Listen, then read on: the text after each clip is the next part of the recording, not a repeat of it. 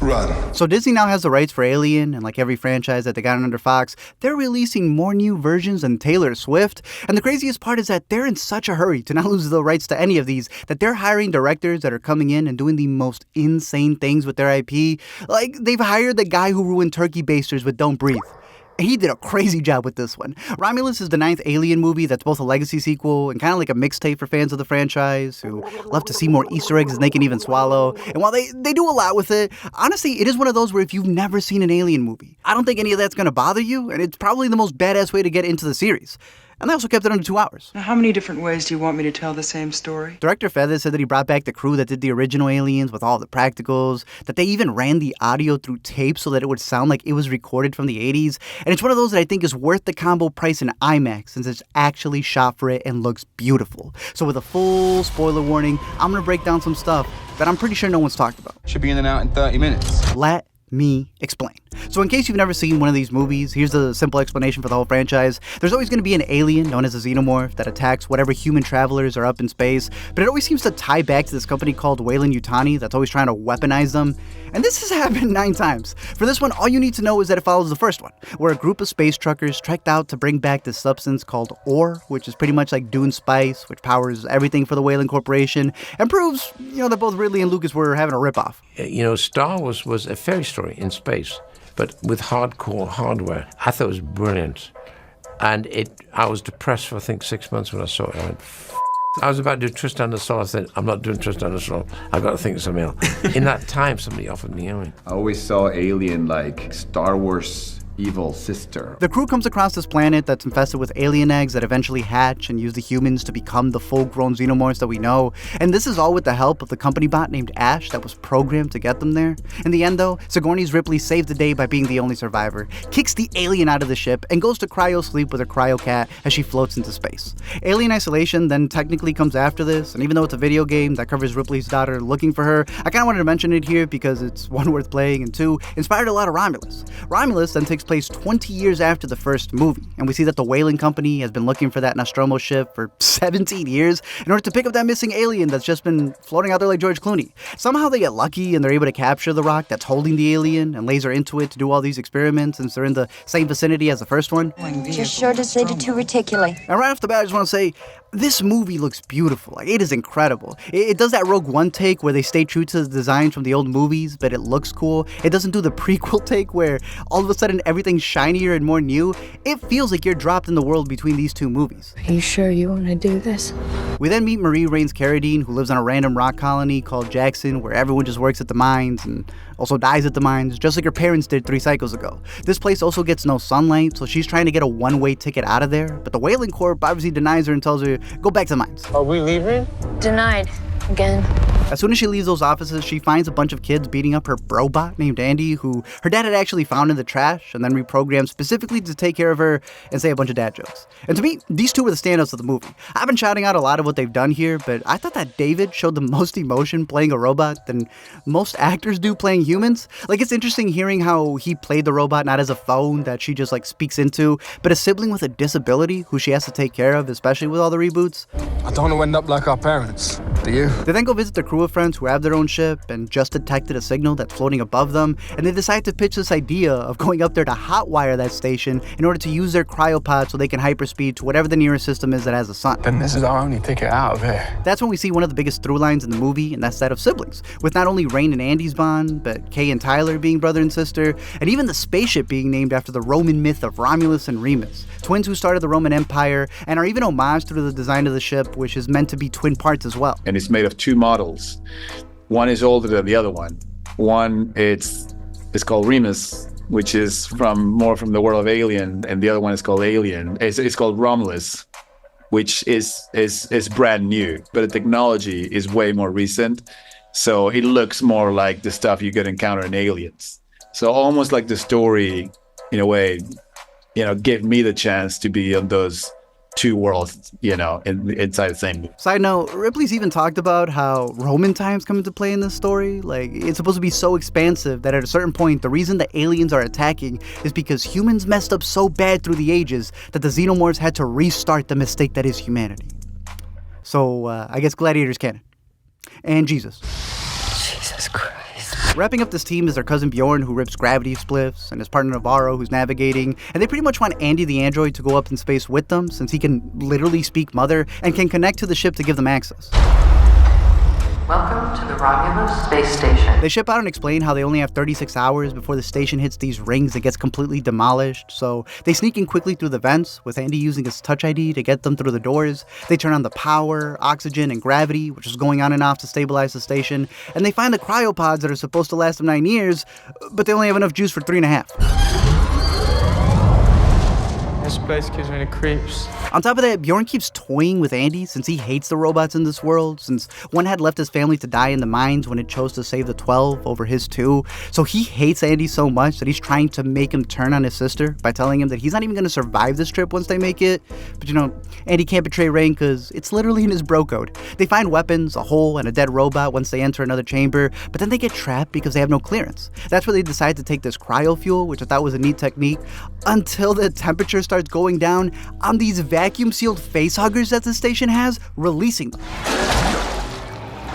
The fuck was that? Rain then has to swap out Andy's SIM card by taking this little UMD from the other bot, which is going to update him with all of the access codes, but then he takes longer than a PlayStation to upgrade. In the meantime, they're batting away face huggers like they're Shohei. That's when it really becomes a space horror, just like Ridley's first one. And considering they got the dude who did the Evil Dead remake, he goes full R with this. What do you mean there's something in the water? There's just something in the fucking water. Right as they escape, one of them bursts through and snatches itself to Navarro's face with its grippy, leaving the team with no choice but to turn on that leftover robot. And then they go full Rogue One. Try not to touch anything. Now, look, the backstory to this is supposed to be that it's not Ash from the first movie, but just a similar model called Rook. It's supposed to be this double Easter egg where it has the face of the first movie, but it's got the split torso like the second. Because most of the robots in the series had appeared multiple times, they said that they contacted Ian Holmes' family, who were ecstatic to give permission, that they actually made an animatronic and hired a voice actor for the lines, all through Ridley Scott's approval, because this is an idea that's supposed to play into his previous films. And they even got the mold from his Lord of the Ring days. Again, the morality of it is something that people are always going to argue, especially because Disney has a really bad track record. Rules, restrictions, laws, ethical guidelines, all but forbidding us from moving forward. But to me, I just want to say, it looks horrible. Even with the animatronic, the moment they use CGI to move the lips and cause all the expressions, it just looked off in a movie that's boasting all these practical effects. And I know that people keep blaming Fede for it, but again, I'm very curious to see why Ridley had this idea, considering that it's something that's supposed to follow up his prequels. What's funny in the movie, though, is that they just turned him on for Rook to diss them. This dude starts talking about a 60-40 parlay he has on them dying, so now they gotta improvise. They decide to cryo-freeze the tail to get it off Navarro, since it's inside her like Lucy Lovelace. Bjorn then leaves his whole crew behind when Andy questions if she should even be going on the ship. So instead of waiting for another loved one to die by a robot, he dips.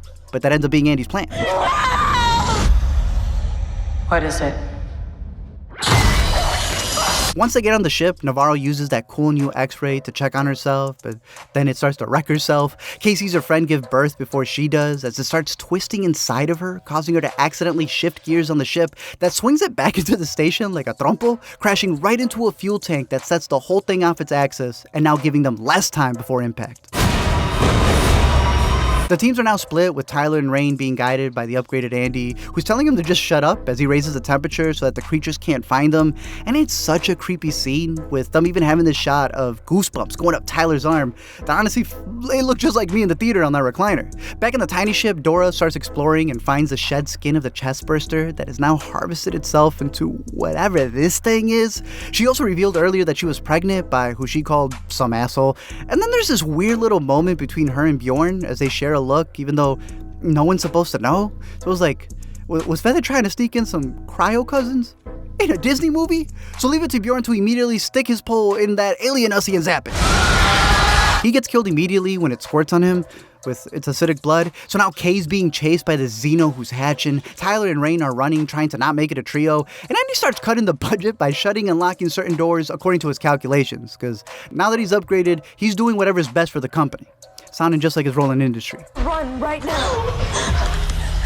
After leaving K to be taken, they run into the Romulus lab, where they've been experimenting on this bioengineered black goo, and they keep calling it the perfect organism. Now this is interesting because it's a callback to the prequels, Prometheus and Covenant, with them even playing the score in the background at full blast. In those, Ridley Scott decided to question what came first, the alien or the egg. He even gave an answer to a question nobody was even asking, and that's showing you who the space jockey was from the first. That's why he introduced these things called engineers, which were these beings that reportedly, allegedly, supposedly created humans, and he even showed how this black goo is supposed to be the purest form of life. And it's interesting to note that for humans, or at least living beings, it's black, but then for synthetics, which are the robots, it's white.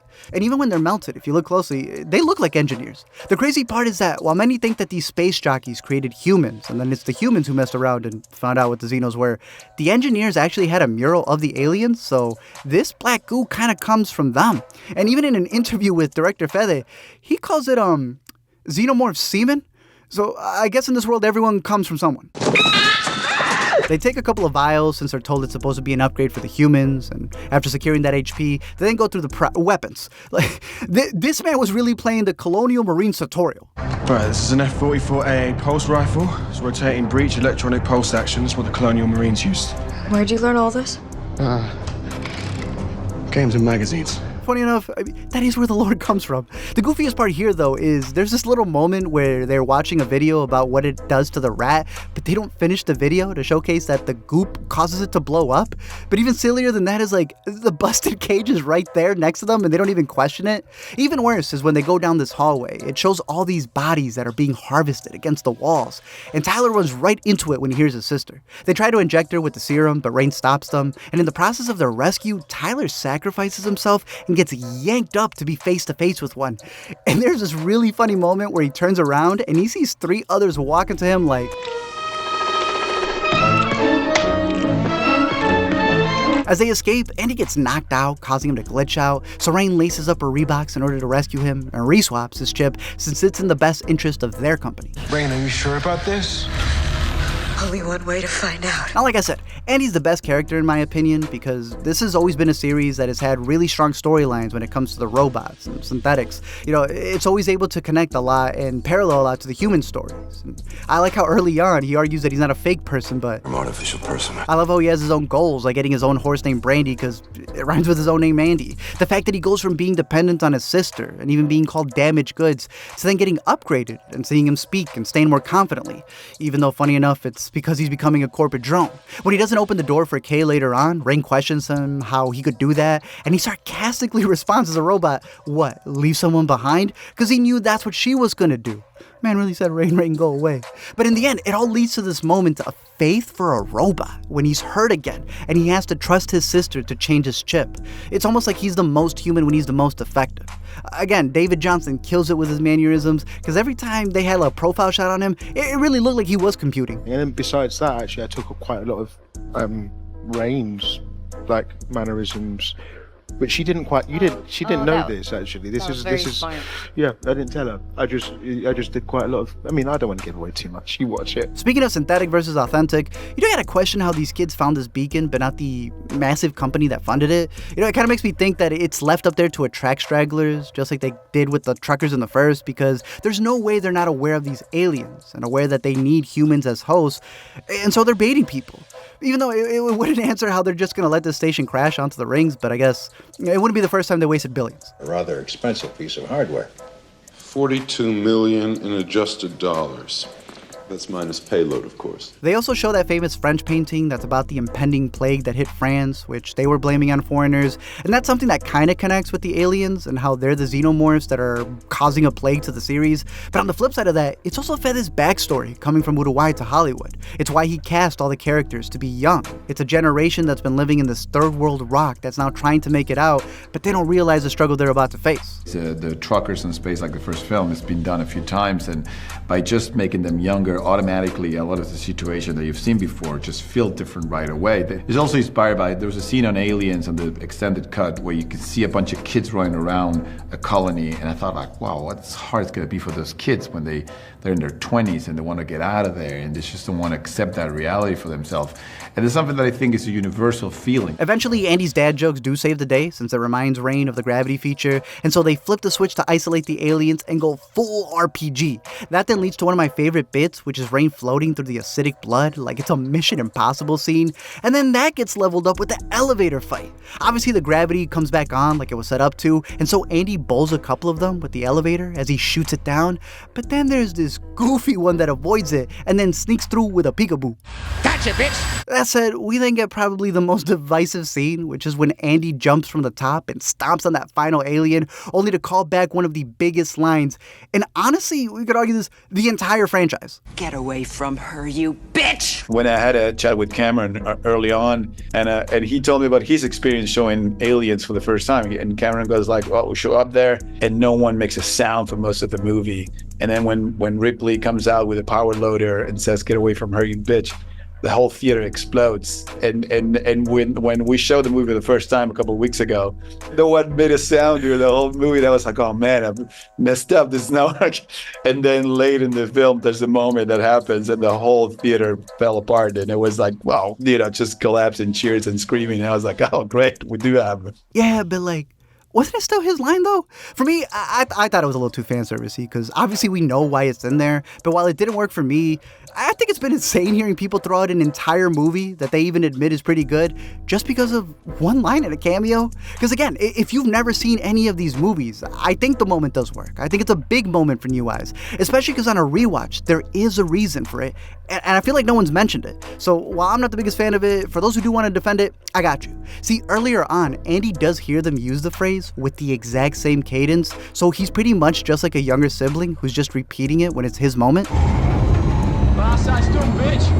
I really tried the characters to speak in a way that was more 80s. Like there's a moment where like Cailee has to shoot the screen and got mad, and I think today they will go like, oh, you motherfucker, whatever.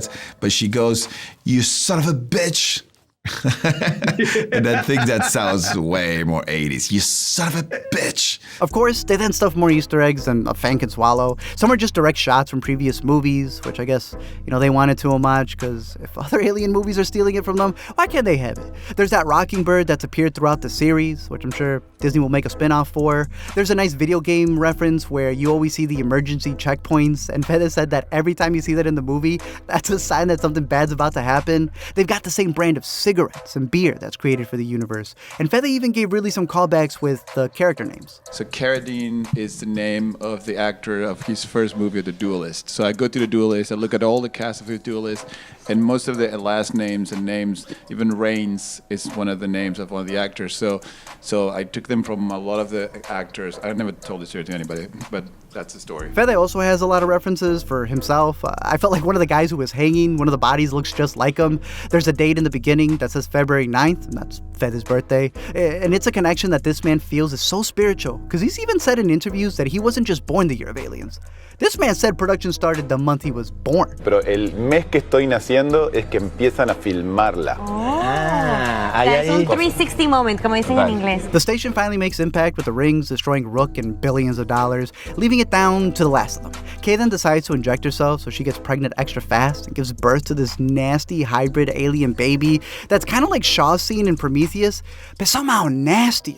And for those who don't know the xenomorph cycle, to put it simply, you always start off with an egg that eventually hatches and turns into this face hugger that attacks a human. That then goes deeper than the dangling thing in the back of your throat before coming out looking like one in the chest burster. And this movie now shows that in order for it to grow to become that big, it kind of cocoons itself. So knowing this little recipe here, it's kind of like flowers and plants, where if you mix up ingredients, you can get different results, we'll put it that way. Here, it looks like that weird newborn from Alien Resurrection, but really it's supposed to be a callback to Prometheus, since it looks like one of those very eerie engineers. Even in Covenant, which is a part of the prequels, we saw the robot David was experimenting in order to create the perfect species. Dude was just chopping people up. So now we see what happens when a human takes the serum while pregnant.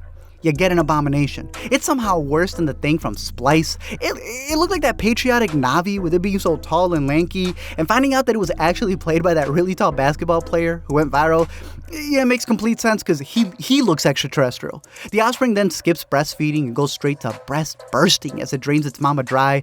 And I love how Andy, the first time he sees it, he's trying to stop it like a crossing guard. Meanwhile, Rain's walking around the ship like a ghostbuster with a pack on her back before slipping into a spacesuit and using the offspring's acid sac to dangle it out into the void, and leaving us with a jump scare that I still haven't recovered from. In the end, she takes out the station and lets it explode, promises her brother that she'll fix him, and goes into cryosleep just like all the other movies as she waits until the next sequel. Now, as far as the future for the movies, I know that there's a lot that they can do. Fede said that he hinted at setting up Ripley, who, as we know, doesn't wake up until Aliens, and that's a whopping 57 years. But believe it or not, Ripley's probably gotta wake up because he says that there's an Easter egg in this movie that kind of showcases what's happening to her in between this time. There was also that Lost Neil Blomkamp movie that had a story that even Sigourney liked that included her, and I would have been interested in that since that guy made District 9. But they pissed him off so bad, they did him so dirty, I don't even know if he's watching the franchise anymore. Then there's so many other in-between stories that they can tell just like they did with this one. Plus, Fede mentioned wanting to do an Aliens vs. Predator spinoff with the Prey universe now that they're all under Disney Hulu. I know they did scrap the other one, but they could possibly do something cool. We've even got a TV series coming to Hulu called Alien Earth that they played a teaser for beforehand, and that's supposed to take place right before Prometheus to show how the Weyland company's worse than Amazon. It's almost like the Monarchs show on Apple where they're showing you how bad the company is. Not Xeno's actually coming down here like I've heard people say. They're not coming down here to get cappuccinos, brah. I may be synthetic, but I'm not stupid. The question is, will they ever bring back the Queen from Aliens? Will David Fincher ever acknowledge the Xeno dog runner from 3? Will they cover how Weyland was bought out in Resurrection by Walmart? Who knows? But one thing's for certain, and that's after a whopping 9 movies, Ridley was right. It is better than Star Wars. Thank you all for checking out this video. I'm curious to know your thoughts down below in the comment section. Again, I do think it has a lot of callbacks in the movie, but there's so much good in this. Man, it's a standout. The space shots I thought were insane, especially in IMAX. I thought the cast was good, the sound design. I can't wait to get into more of the behind the scenes once that gets released so I can talk more about it, maybe even make another video. Especially for Alien Earth, I definitely want to do a whole timeline video because there's a lot to cover, but hopefully I was able to answer some questions because I know this one's been very divisive and it's been weird hearing opinions because I've seen people admit that it's solid, but then it's just weird seeing this day and age where people will throw away a whole movie for one scene they don't like. I thought it was jokes at first when people were putting Alien Resurrection of all movies above this one, but bro, man, be it God, the engineers, someone's gonna strike y'all down for lying. We don't have to agree, but at least agree with yourself. Happy to disappoint you. The online pattern seems to be the fans defend whatever came out a decade ago, so, if they're re-ranking the prequels now, give it a little bit, they'll re-rank this one as well, People keep forgetting, though, that Ridley is still overseeing these. I see a lot of people giving flack to Disney and everything else, but it's like, the dude still has a say. The whole Romulus story is something he's interested in. He even made an HBO series about it, so when it comes to finishing his trilogy, I think this is a part of it. People forget that Fox bought Disney right before that third one went into works. And that last one probably would have had the android of Rook since Ian would have still been alive around that time. The ending to it would have led to the lab in Romulus because this ship with the black goo is what it was all amounting to. So if you see people mad at this one because they think it was getting in the way of the prequels getting finished, I don't think they even realize this is remnants of that. This is what Ridley's building to. No wonder Ridley's always yelling in interviews. Fuck you, thank you very much, fuck you, go fuck yourself. Go on. But hey, in the internet space, everyone can hear you scream. So other than that, let me know your thoughts on this or any others, what your rankings would be, where you want to see the franchise go. And until next time, don't forget to comment, like, and subscribe, and I'll ship you a buttered alien bucket. Well, that's great. That's just fucking great, man.